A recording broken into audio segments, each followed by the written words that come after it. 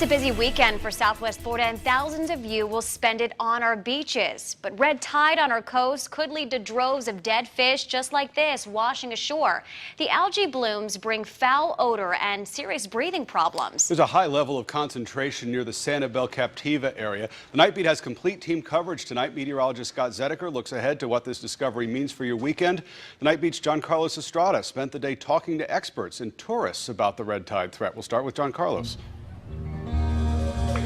Oh, Chris, that's right. We've been out here all night talking to people, many of them from out of town here for the Thanksgiving holiday, and they are not happy to hear that red tide is moving in.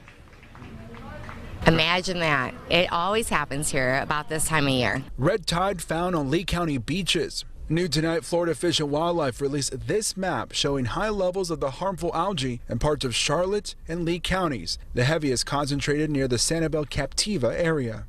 It definitely is a problem. It's not the first year, it's not the second year. It has really been a problem since we've been around here. The Calusa Waterkeeper, a Lee County group that monitors our waters, tells Wink News tonight, based on their information, land-based runoff from fertilizer is creating the harmful red tide blooms, and we can expect the impact of red tide seen quickly on people and animals. When it's bad, I've been on the square a lot and all the tourists are walking around coughing. I don't like seeing all the dead fish. There's so many dead fish everywhere on the beach, and that's really upsetting. Experts tell Week News that the now arrival of red tide could really put a dent into tourism here. Just take a look on a Friday night. The amount of people that are here every year, 5 million people visit Lee County to the tune of $3 billion. I hope they don't, because of the hurricanes and because of what Florida has been through this year. I hope that tourism still comes and that we welcome everybody. I don't think it lasts that long, so it's still worth coming from England to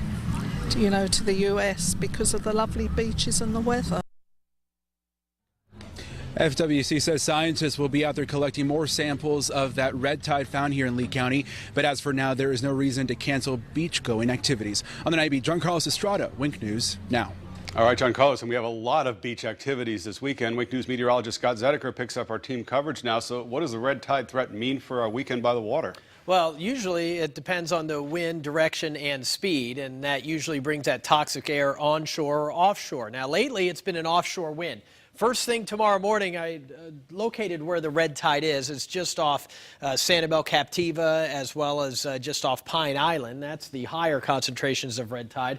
Notice the wind direction. It is offshore in the morning, but watch what happens as I advance this. We're going to stop this right around 1 o'clock in the afternoon, and notice the wind shift. It starts changing. We're going to start seeing an onshore wind right around 1, 2, 3 o'clock in the afternoon. And when that happens, that's when all that toxic air starts moving on and closer to the beaches. So it looks like it's going to be a little rough go.